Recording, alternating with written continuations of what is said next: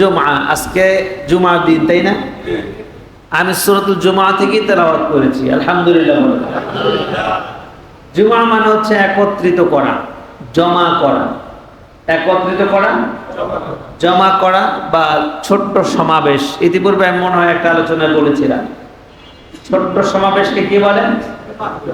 জুমআ বলে। আর বড় সমাবেশকে কি যেন বলে মনে আছে আপনাদের? মহাসমাবেশ। ওইটা একটা সূরা আছে, কি যেন বলছিলাম মনে আছে? মনে নাই? এর আগে একটা সূরা আছে, নাম হচ্ছে সূরাতুল হাসর। হাসর মানে হচ্ছে মহাসমাবেশ। হাসর মানে হচ্ছে মহাসমাবেশ। মানুষ কথায় কথায় বলে রাজনীতি পাইছে কই? কোরআনে কি রাজনীতি আছে? এই কথাটা একটা বাটপারি কথা। আল্লাহ পাক প্রত্যেকটা সূরায়, প্রত্যেকটা পাড়ায় পাড়ায় এই আলোচনা তুলে ধরেছেন। সুবহানাল্লাহ বলেন। আমার রাসূল জীবনে রাজনীতি করেন নাই? হ্যাঁ, রাজনৈতিক প্রেক্ষাপট যতদিন আল্লাহ রাসূল পরিচালনা করেছেন, মদিনার প্রেসিডেন্ট ছিলেন, যত আয়াতে কারিমা নাযিল হয়েছে রাজনৈতিক প্রেক্ষাপটের সমাধান নিয়ে নাযিল হয়েছে। সুবহানাল্লাহ। আর জোরে বলেন সুবহানাল্লাহ। বর্তমান যে সংকটের মোকাবেলা কি করতে হবে, সংকটের সমাধান কি, আমি গত জুমার আগের জন্য আলোচনা করেছিলাম, মনে আছে না আপনাদের? সুতরাং রাজনৈতিক যত সংকট আছে এর সমাধান আল্লাহ রাব্বুল আলামিন সরাসরি কোরআনে কারিমে দিয়ে দিয়েছেন। সুবহানাল্লাহ বলেন। আর জোরে বলেন সুবহানাল্লাহ। এখানে যে আজকে সূরা তেলাওয়াত করলাম এটা হচ্ছে সূরাতুল জুমআ মানে ছোট সমাবেশ। হাসর মানে হচ্ছে বড় সমাবেশ, মহাসমাবেশ। বাংলাদেশে ছোটখাটো সমাবেশ হয়, থানা পর্যায়ে, জেলা পর্যায়ে, এগুলো ছোট্ট সমাবেশ। এরপর যখন বড় সমাবেশ হয় ওইটাকে কি বলে? জাতীয় সমাবেশ। বাংলাদেশের পর্যায়ে কি বলে এটাকে? জাতীয় সমাবেশ। আর যখন কয়েক দেশ মিলে বড় সমাবেশ হয় ওইটাকে বলা হয় মহাসমাবেশ। ঠিক না? আল্লাহ পাক এই বিষয়ে অনেক আলোচনা করেছেন। সে বিষয়ে যদি কোনো প্রেক্ষাপট সামনে আসে ইনশাআল্লাহ আমরা কোরআন ভিত্তিক সমাধান দেওয়ার চেষ্টা করব। আল্লাহ পাক যেন আমাদের তৌফিক দান করে। জোরে বলছি আমিন। আরো জোরে বলছি আমিন। আসলে এখান থেকে আমি একটি আয়াতে কারিমা তেলাওয়াত করেছি। আল্লাহ পাক চাহে তো এর আলোকে আমরা কিছু কথা বলবো, আমরা শুনবো আমলের নিয়তে। সকলে বলছি ইনশাআল্লাহ। সকলে আমলের নিয়তে শুনবো তো ইনশাআল্লাহ। আল্লাহ পাক যেন কবুল করেন। জোরে বলছি আমিন। আসুন তেলাওয়াত করি। আউযু বিল্লাহি মিনাশ শাইতানির রাজিম। বিসমিল্লাহির রহমানির রহিম। فإذا قضيت الصلاة فانتشروا في الأرض وابتغوا من فضل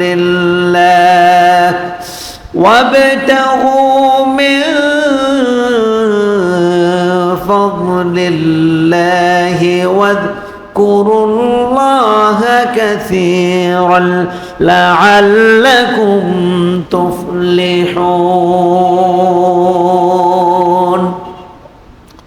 আল্লাহ রাব্বুল ইজ্জাত ওয়াল জালাল বলেছেন ফাইদা কুদিয়াতিস সালাত,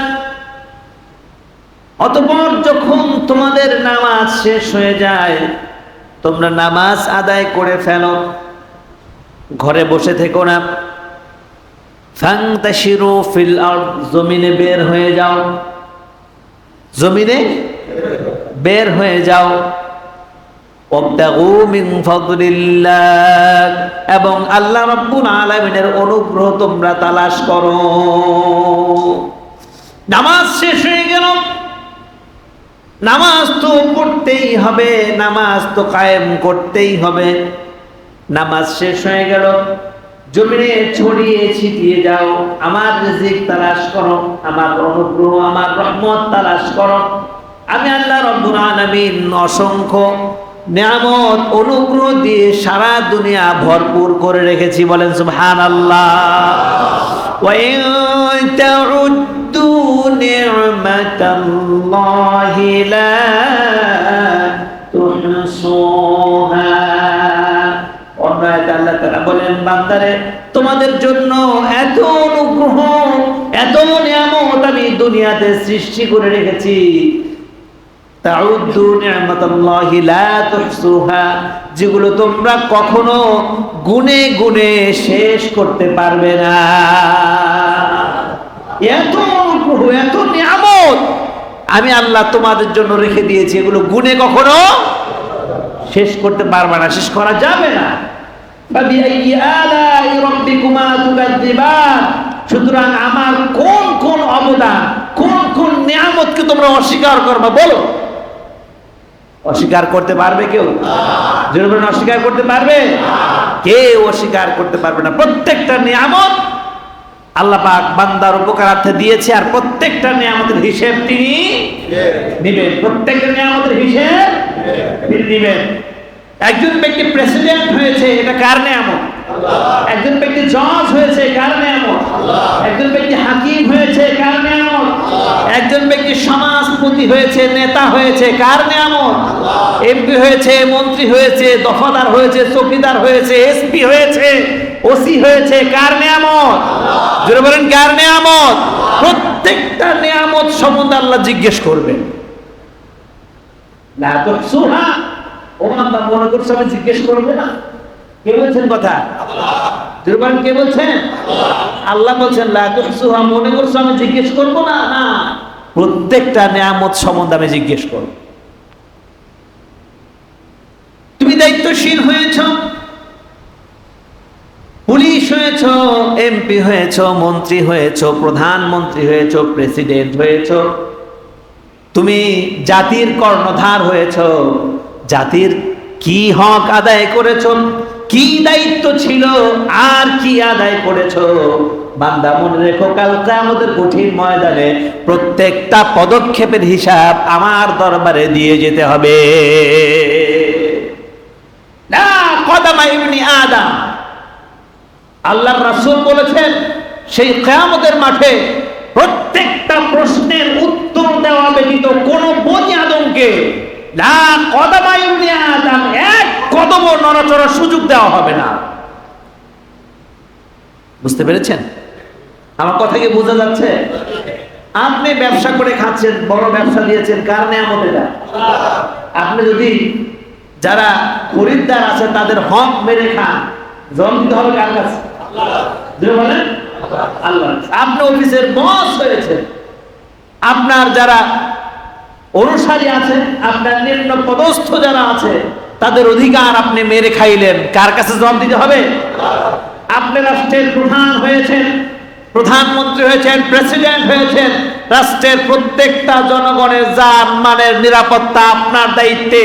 একটা জান যদি আপনার বেখেয়ালে ব্যাহত হয়, নষ্ট হয়ে যায়, এর জবাব আল্লাহর দরবারে দিতে হবে। কথা বলেন ঠিক কিনা? লা তুহসুহা, মনে করো না পাশ কাটায় চলে যাবা, কোনো সুযোগ নাই, কোনো সুযোগ নাই পাশ কাটিয়ে যাওয়া।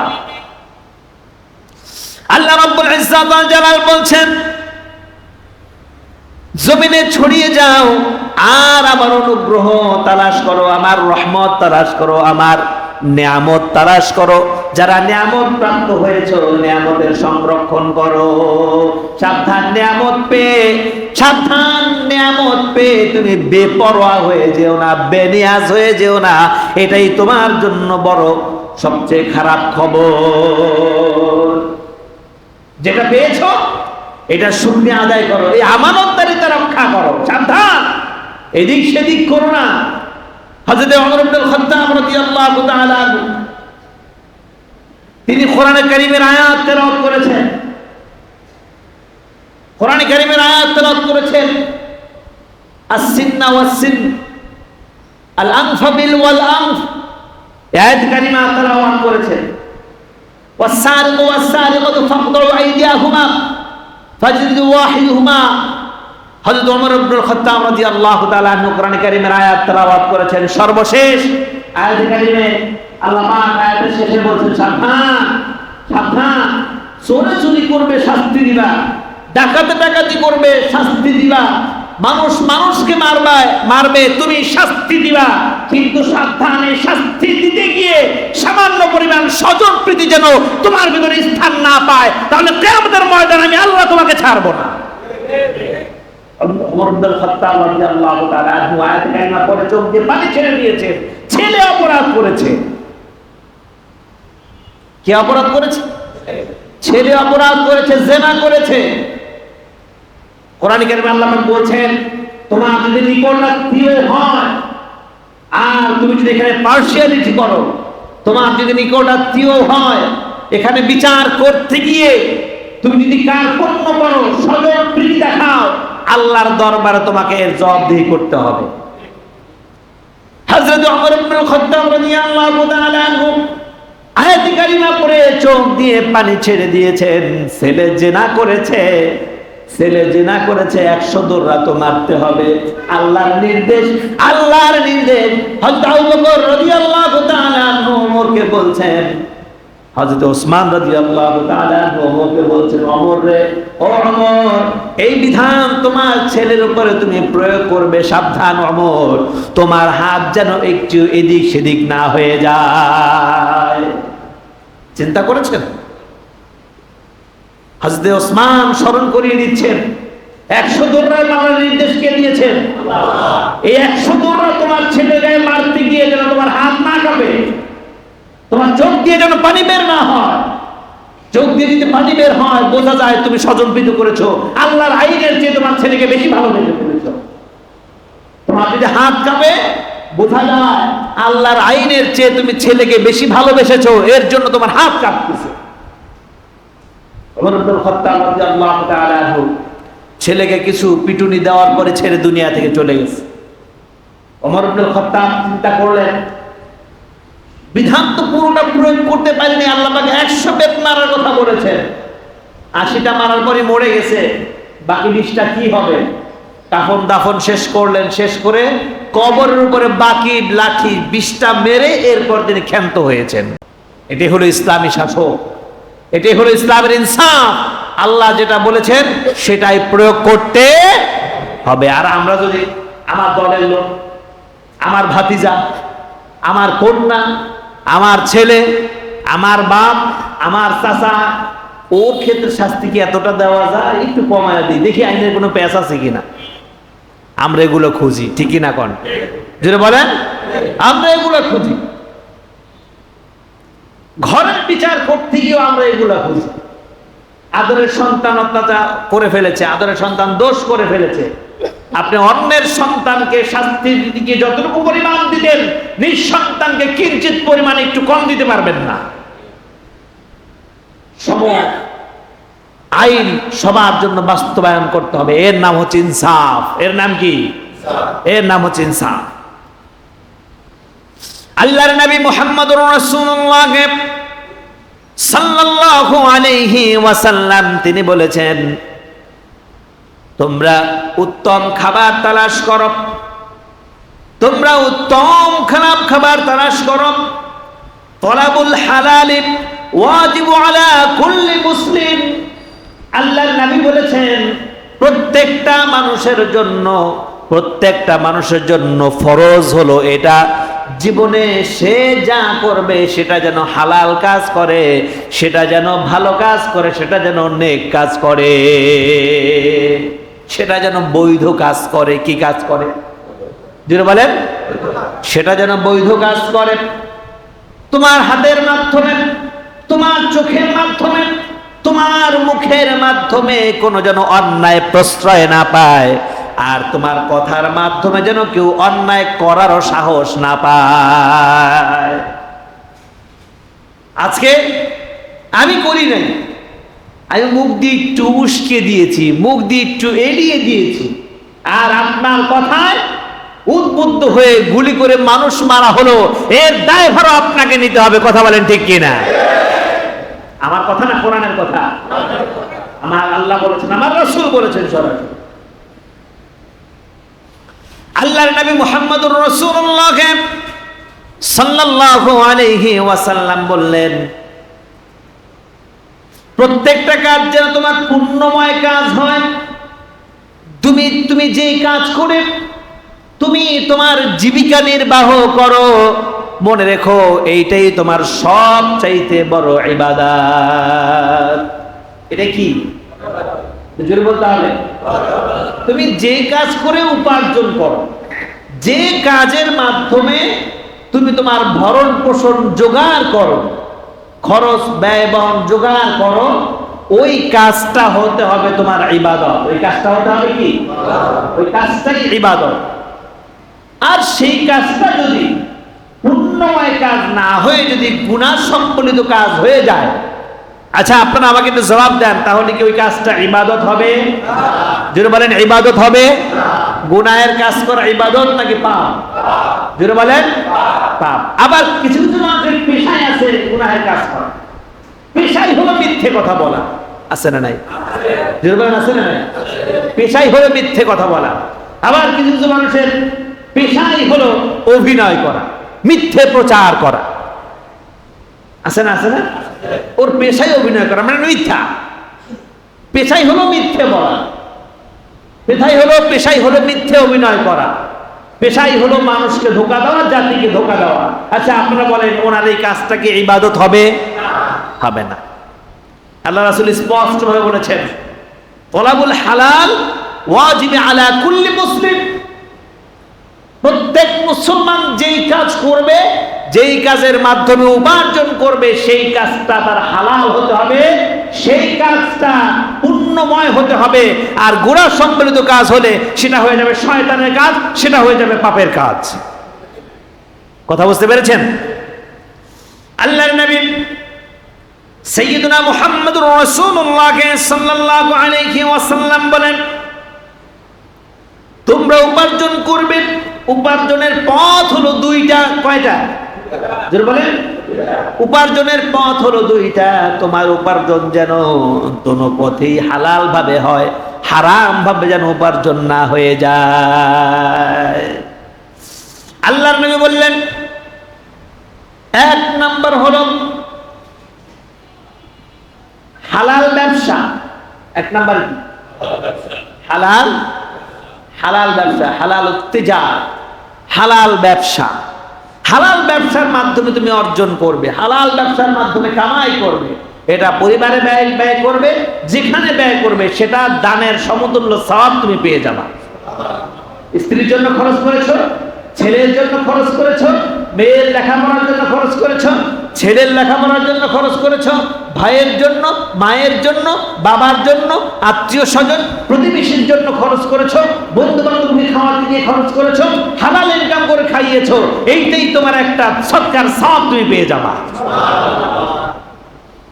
মানুষকে খাওয়াইলা, সৎকার সওয়াব পেয়ে যাবা, নেকি তোমার অর্জন হয়ে যাবে। আর হারাম ইনকাম করে যদি খাওয়াও, কি হবে? জোরে বলেন। তোমার তো গুনাহ হলোই, কবিরা গুনাহ হলোই, যাকে খাওয়াইছো তাকেও তুমি হারাম খাওয়াইলা, ওরেও জাহান্নামী বানায় দিলা। এর জন্য সাবধান। কারো কাছ থেকে কোনো কিছু খেতে হলে সাবধানে খেতে হবে। আমার যদি কারো সন্দেহ হয় যে উনি আমাকে চা খাওয়াতে চাচ্ছে, সাধারণত যেহেতু মসজিদের ইমাম খতিবের দায়িত্ব পালন করি, সবাই চায় হুজুর এক কাপ চা খায়, চা খাওয়াই, হুজুর এক কাপ চা খাওয়াই, চা খান। এক লোক 2-3 সপ্তাহ আমাকে খুব হুজুর এক কাপ চা খায়, ওদিন সময় ছিল না, খাইতে পারিনি। আরেকদিন দেখা হয়েছে, হুজুর একটু চা খান, নামাজের সময় হয়েছে, এখন তো সুযোগ নাই। 3 সপ্তাহ যাবত আমার বলার পর দেখি না, ওনার চাটা খেতেই পারলাম না। সর্বশেষ 4th সপ্তাহে আবার দেখা, হুজুর আজকে কিন্তু যাইতে পারবেন, আজকে সময় আছে। মানে উনি আগে থেকে রেডি হয়ে আসছেন, হুজুর মনে হয় এখন ফ্রি আছে, আজকে খাওয়ানো যাবে হুজুরকে। যাক, তোমার নিয়ে গেল, চা খেলাম। তো আমার যাকে একটু ডাউট হয় যে ওনার ইনকামে মনে হয় ভেজাল আছে, আমি একটু তাহকিক করার চেষ্টা করি। এটা আপনাদেরও দায়িত্ব, তাহকিক করা মানে পর্যবেক্ষণ করা, সবার দায়িত্ব এটা। কোনো যদি আপনার পেটে হারাম ঢুকে যায়, মনে রাখবেন আল্লাহ রাসূল সাল্লাল্লাহু আলাইহি ওয়াসাল্লাম বলেছেন, লা ইয়াদখুলুল জান্নাতা জাসাদুন গুদিয়া বিল হারাম। যেই ব্যক্তির শরীরে হারাম প্রবেশ করবে, ওই ব্যক্তির শরীর কখনো জান্নাতে যাবে না। আর যেই ব্যক্তির শরীরে হারাম দ্বারা গঠন হয়, ওর দ্বারা দুনিয়ার সব ধরনের জঘন্য কাজ করা সহজ হয়ে যায়। বুঝতে পেরেছেন? যার ভিতরে হারাম প্রবেশ করে, হারাম খায়, ওর কাছে নীতি নৈতিকতা থাকে না, ওর কাছে নীতি নৈতিকতা থাকে না। ছাত্র দাঁড়ালো, বুক পেতে দিল, ও ডাইরেক্ট গুলি করে দিল, মেরে ফেললো। ওর নীতি কথা নাই তো, ও হারাম খেয়ে বড় হয়েছে, কথা বলে ঠিক কিনা? ওর ভিতরে হারাম আছে, এর জন্য এই কাজটা করতে পেরেছে। ও ভালো খেলে, হালাল খেলে এই কাজ করতে পারতো না। মাননীয় সরকার প্রধানের কাছে আমরা আবেদন জানাবো, যারা নির্বাহী আদেশ অমান্য করে, প্রধানমন্ত্রীর আদেশ অমান্য করে নির্বিচারে গুলি করে আমার ছাত্র ভাইদেরকে হত্যা করেছে, এদেরকে খুব জলদি করে আইনের আওতায় এনে এদের ফাঁসির ব্যবস্থা করুন। সমস্ত জাতি আপনার দিকে তাকিয়ে আছে, আপনাকে আমরা ভালোবাসি, আপনি আমাদের মা, মানুষ কন্যা, আপনি গণতন্ত্রে, সুতরাং আপনার কাছ থেকে সর্বোচ্চ গণতন্ত্র আমরা আশা করছি। কথা বলেন ঠিক কিনা? এদেরকে ধরুন। ভিডিও ফুটেজ দেখে যেমনি ভাবে সন্ত্রাসীদের আপনি ধরছেন, এলাকা হবে যে সমস্ত আইন শৃঙ্খলা বাহিনীর ব্যক্তিরা তারা অকাতরে মানুষকে অন্যায়ভাবে হত্যা করেছে, এদেরকে ভিডিও ফুটেজ দেখে ধরে ধরে এদেরকে আপনি আইনের আওতায় এনে এদেরকে ফাঁসিতে ঝুলিয়ে দিন। বঙ্গবন্ধুর আদর্শ এটা, কোন মানুষকে অন্যায়ভাবে হত্যা করা যাবে না, ঠিক কিনা বলেন? আমি বলি, আমার রাসূলের আদর্শের সাথে যদি কারো আদর্শ মিলে যায়, আমার রাসূলের আদর্শের সাথে যদি আমার কোনো ব্যক্তির আদর্শ মিলে যায়, সেই আদর্শ মেনে নিতে আমার কোনো আপত্তি নাই। কথা বলে ঠিক কিনা? আর কোন ব্যক্তির আদর্শ যদি আমার রাসূলের সাথে, রাসূলের আদর্শের সাথে বৈপরীত্য আসে, সাংঘর্ষিক হয়, ওই ব্যক্তির আদর্শ আমার জীবন গেলেও আমি মানব না। কথা বলেন ঠিক কিনা? সুতরাং যেটা মানব সেটা হতে হবে রাসূলের আদর্শ। কথা বলেন ঠিক কিনা? মানুষ মারা কি রাসূল পছন্দ করতেন? যেটা বলেন পছন্দ করতেন? অন্যায় কি রাসূল পছন্দ করতেন? বঙ্গবন্ধু শেখ মুজিবুর রহমান, তার কথা বারবার চলে আসে, আবার মনে করেন আমি পাম দিতেছি। বঙ্গবন্ধু শেখ মুজিবুর রহমানের কথা বারবার মনে আসে। তিনি বলেছেন, একটা গুলি যদি চলে, আমার ভাইদেরকে যদি মারা হয়, আমরা এ বাঙালি জাতি আমরা বসে থাকবো না। কথা বলেন ঠিক কিনা? অন্যায় হবে যদি আবারও আমাদেরকে আঘাত করা হয়, আমরা জাতীয় বসে থাকবো না। কথা বলেন ঠিক কিনা? আমার প্রাণের ভাইয়েরা, আমার প্রিয় মুসলিম মিল্লাত, আল্লাহর রাসূল মুহাম্মদুর রাসূলুল্লাহ সাল্লাল্লাহু আলাইহি ওয়াসাল্লাম বলেছেন যে তোমরা সব সময় সৎ কাজের আদেশ দিবে। এবং আল্লাহ পাক কোরআনুল কারীমে বলেছেন, তাআওয়ানু আলাল বিররি ওয়াত তাকওয়া ওয়া লা তাআওয়ানু আলাল ইসমি ওয়াল উদওয়ান। সৎ কাজে তোমরা একে অপরকে আদেশ দাও, অসৎ কাজ থেকে মানুষকে ফিরিয়ে নিয়ে আসো, এতে বাধা দাও মানুষকে। সুতরাং আমাদের প্রত্যেকের দায়িত্ব হচ্ছে সৎ কাজে আদেশ দেওয়া, অসৎ কাজ থেকে মানুষকে বিরত রাখা আমাদের প্রত্যেকের দায়িত্ব। যারা ভুল করছে এদেরকে সচেতন করে দেওয়ার দায়িত্ব কাদের দায়িত্ব? আমাদের দায়িত্ব। আল্লাহর নবী মুহাম্মদুর রাসূলুল্লাহ সাল্লাল্লাহু আলাইহি ওয়াসাল্লাম বলেছেন, উপার্জনের দুইটি পথ, হালাল ভাবে উপার্জনের পথ হলো দুইটা। নাম্বার 1 পথ হলো বৈধ ব্যবসার মাধ্যমে তুমি ইনকাম করবে, রোজগার করবে, উপার্জন করবে, আর বৈধভাবে সেটা ব্যয় করবে, এটাই তোমাদের জন্য নাজাতের উসিলা হয়ে যাবে। আর দ্বিতীয় হচ্ছে বৈধ শ্রম দিবে, বৈধ কাজ করবে, বৈধ কাজের মাধ্যমে, বৈধ শ্রমের মাধ্যমে যেটা ইনকাম করবে, যেটা অর্জন করবে, সুতরাং সেটাই হবে তোমার জন্য নাজাতের একটা উসিলা। সুবহানাল্লাহ বলে। আমার রাসূল বলেছেন ইবাদতের পূর্ব শর্ত হলো হালাল ইনকাম করা। ইবাদতের পূর্ব শর্ত হচ্ছে হালাল ইনকাম করা। আচ্ছা দেখেন, ওই যে আবেদ আলী, একজন গাড়ি চালক, কত কোটি টাকার মালিক? হ্যাঁ, আচ্ছা আপনারা বলেন, হালাল ইনকাম মাধ্যমে এই ড্রাইভারি করে সম্ভব?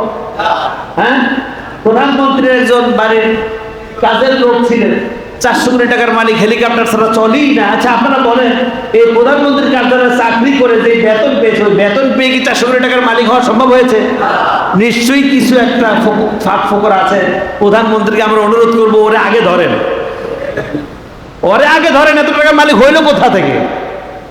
আপনি ধরো 400 কোটি টাকা এমনি দিয়ে দেন না রাষ্ট্রীয় কোষাগার থেকে, ও কোথা থেকে পেলো? ওরে আগে ধরা দরকার, ঠিক কিনা কন? এরপরে অফিসের পিয়ন বাড়ি থানাতে 5টা বাড়ির মালিক হয়ে যায়, এটা কিভাবে সম্ভব? বৈধ পথে কি সম্ভব হয়েছে? বৈধ পথে সম্ভব হয়নি। বৈধ পথে আপনি যদি একটা বাড়ি করেন, বর্তমান জামানায় আমি মনে করি বর্তমান সময়ে বৈধভাবে একজন ব্যক্তিকে বাড়ি করতে হলে কমপক্ষে 20 বছর তাকে পায়ে হাতে খেটে চাকরি করে এরপর কোনো মতো 4-5 তলা করতে পারবে আমার মনে হয়, যদি সর্বোচ্চ বেতন পায়, যদি রাষ্ট্রীয় সর্বোচ্চ বেতন পায়। আর যদি মধ্যম বেতন বা নিম্ন বেতন হয় তাহলে কি সম্ভব? এই দ্রব্যমূল্যের ঊর্ধ্বগতির যুগে তোমার চাল ডাল কিনতে কিনতে তোমার বেতন শেষ, ওষুধ কেনার তো টাকা পাবা না, ফুটান কি কখন করবা? সুযোগ আছে? কোনো সুযোগ নাই। সুতরাং আমি এখানে হয়তোবা গোয়েন্দা সংস্থার লোক থাকতে পারেন, পুলিশ থাকতে পারেন, বা বিভিন্ন সংস্থার লোক থাকতে পারেন। আমি আপনাদের মাধ্যমে এটাই বলবো যে যেই সমস্ত ব্যক্তিরা আমাদের দেশে দুর্নীতি করে কালোবাজারি করে বড় বড় হয়ে যাচ্ছে, আগে এদের তালিকা করেন। কোন ইমাম সাহেব কি কথা বলেছে, কোন খতিব কি কথা বলেছে, এই তালিকা বাদ দেন। এটা তো কোরআনের কথা বলছে, আপনার দলদাতার কথা বলছে না। দেশের শত্রু যারা, কোরআনের শত্রু যারা, এদেরকে আগে চিহ্নিত করেন। দেশের মাল যারা পাচার করে, কালোবাজারি করে, হুন্ডি ব্যবসা করে দেশের ক্ষতি করছে, নষ্ট করছে, এদের তালিকা আগে করে। এদের তালিকা করে পররাষ্ট্র মন্ত্রণালয় দেন, আইন মন্ত্রণালয় দেন, এদের বিচার আগে করেন, দেশটা স্বনির্ভর হয়ে যাবে ইনশাআল্লাহ। আমার প্রাণের ভাইয়েরা, আমার প্রাণের বন্ধুগণ, এই মিম্বরটা হচ্ছে সত্য ন্যায়ের প্রতীকের জায়গা। কথা বলেন ঠিক কিনা? একজন জাস্টিসের জায়গা এটা। একজন জাস্টিস যখন এজলাস থেকে কোনো রায় প্রদান করে, সে কি বেআইনি কোনো কিছু প্রদান করতে পারে? আচ্ছা আপনি বলেন, পারে? বেআইনি কোনো কিছু করতে পারে? পারে না। বাংলাদেশে যে নির্দিষ্ট ল আছে এর বাহিরে বলতে পারে না। সুতরাং এই মিম্বর থেকে যত কথা আসবে, আমাদের প্রধান লয়ের গাইড হলো, বলেন, একমাত্র গাইড হলো কোরআন। কোরআনের বাইরে আমরা কিছু বলতে পারবো? বলেন। এবং কোরআনকে এড়িয়ে কিছু বলতে পারবো? কোরআনে আছে সেটা আমাদের বলা দরকার কিনা বলেন। আচ্ছা, আপনি মুসলমান হিসেবে আপনি যদি লুকান, আপনি গুনাহগার হবেন না আগে আপনি সওয়াববান হবেন? গুনাহগার হবেন নাকি নেকিপ্রাপ্ত হবেন? আপনি গুনাহগার হবেন। সুতরাং প্রত্যেকের দায়িত্ব, আপনি যেই হন না কেন, যদি আপনি মুসলমান হন, আপনি উকিল হন, ব্যারিস্টার হন, গোয়েন্দা হন, প্রধানমন্ত্রী হন, এমপি হন, মন্ত্রী হন, যেটাই হন না কেন, যদি আপনি মুসলমান হন, তাহলে আপনার মূল গাইডলাইন্স থাকবে আল কোরআন। আল কোরআনের পক্ষে যারা কথা বলবে আপনি তাদের পক্ষে থাকবেন, আল কোরআনের বিরুদ্ধে যারা কথা বলবে আপনি তাদের বিরুদ্ধে যাবেন। ঠিক কিনা বলেন? ঠিক কিনা? আমি কি ভুল বললাম? আল্লাহ আমাদের এটাই বোঝার তৌফিক দান করেন। আমিন। কিন্তু মূল সমস্যা কোথায় জানেন? মূল সমস্যাটা হচ্ছে যে আমরা কোরআনকে শুধুমাত্র মসজিদের কোণায় রেখে দিয়েছি আর ঘরের তাকের উপর রেখে দিয়েছি। এটা আমার জীবন ব্যবস্থা, সমাজ ব্যবস্থা, বিচার ব্যবস্থা, রাষ্ট্র ব্যবস্থা আমরা আনতে পারি নাই। এটা আমাদের মূল ব্যর্থতা। যখন কোরআনকে আমরা জীবন ব্যবস্থায় নিয়ে আসতে পারবো, আর কিচ্ছু দরকার নাই। কোরআনকে যখন আমরা জীবন ব্যবস্থায় নিয়ে আসতে পারবো, কোনো দুঃখ, দুর্দশা, অন্যায়, জুলুম ওই সমাজে থাকতে পারে না, কোনো অবিচার ওই সমাজে থাকতে পারে না। আমাদের মূল সমস্যা রয়েছে এটা। কোরআনকে মনে করতেছি যে এটা শুধুমাত্র পড়ার জন্য আল্লাহ দিয়েছে। কোরআনকে শুধু পড়ার জন্য দিয়েছে? এটা অনুধাবন করবেন, জীবনে বাস্তবায়ন করবেন, আপনি যেই হন না কেন আল্লাহ আপনাকে স্বাবলম্বী বানিয়ে দিবেন। আর জোরে বলেন আমিন। এই দেখেন আল্লাহ পাক এই আয়াতেই বলছেন, ওয়াযকুরুল্লাহ কাসীরান লাআল্লাকুম তুফলিহুন। যেই ব্যক্তিরা কোরআনের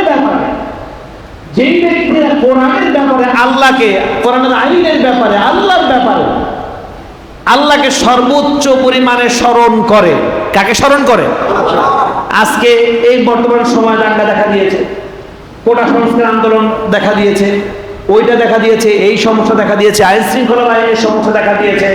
আল্লাহ পাক বললেন যে কোনো সমস্যা হোক না কেন তুমি কি করবা? ওয়াযকুরুল্লাহ কাসীরা। আল্লাহর আইনটাকে সবার আগে তুমি স্মরণ করবা। কে বলছেন? যদি বলেন যেটাই হোক না কেন, সবার আগে তুমি কি করবা? ওয়াজকুরুল্লাহ, আল্লাহকে স্মরণ করো, কাসিরা, অধিক পরিমাণে। অধিক পরিমাণে যখন তুমি আল্লাহকে স্মরণ করবে, আল্লাহর আইন স্মরণ করবে, তাহলে কি হবে? আল্লাহ বলছেন লাআল্লাকুম তুফলিহুন, আল্লাহ বলছেন আশা করা যায় তুমি সফলকারী হয়ে যাবে, তুমি সফল হয়ে যাবে। আল্লাহ বলছেন আল্লাহর আইন লক্ষ্য করলে, আল্লাহকে স্মরণ করলে আমি সফল হয়ে যাব, আর আমি উল্টা পথে চলি, ঠিক না? আমি উল্টা পথে চলি, এর জন্যই আজকে এত সমাজের সমস্যা, এর জন্যই সমাজে এত বিধ্বংসী কর্মকাণ্ড হচ্ছে, এর জন্যই সমাজে মানুষ ঠকানো কাজ হচ্ছে, এর জন্যই সমাজে মানুষের অধিকার আজকে মানুষ ফিরে পাচ্ছে না, ঠিক কিনা বলেন? যখন আল্লাহর আইনের প্রতি আমরা স্মরণ করবো, শ্রদ্ধা রাখবো, দেখবেন কোনো সমস্যাই থাকবে না। জাহিলি যুগের সমস্যার অন্ত ছিল না, মানুষের অধিকার বলতে কিছুই ছিল না। আবার অধিকার আন্দোলন কখন করবে? ওই সমাজে আল্লাহর নবী মুহাম্মদুর রাসূলুল্লাহ সাল্লাল্লাহু আলাইহি ওয়াসাল্লাম বলেন, আমার নবী তখন এই কোরআন দিয়ে সমস্ত সমস্যার সমাধান করে দিয়েছেন।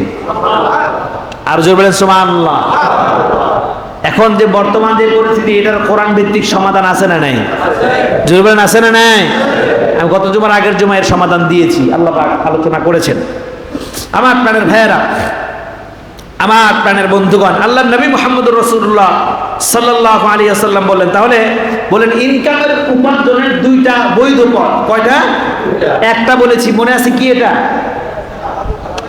হালাল, হালাল ব্যবসার মাধ্যমে। আর দ্বিতীয় নম্বরে হালাল কাজ বা বৈধ শ্রম, হালাল কাজ বা বৈধ শ্রম, বৈধ শ্রমের মাধ্যমে, হালাল কাজের মাধ্যমে আপনি যে ইনকামটা করবেন, এটা আপনার ইবাদত হিসেবে শামিল হয়ে যাবে। সুবহানাল্লাহ বলেন। সুতরাং আপনি যদি মনে করেন আপনি যে কাজ করছেন, যে চাকরি করছেন, এর ভিতরে অবৈধতা আছে, তাহলে আপনার উচিত সেখান থেকে সরে আসা। আমার কথা বুঝতে পেরেছেন? সেদিন এক পুলিশ দেখলাম, কোন জেলার যেন, ওনার কাছে মনে হয়েছে আমাকে যে ঊর্ধ্বতন কর্মকর্তা আদেশ দিচ্ছেন, এটা আমার কাছে মনে হচ্ছে অবৈধ।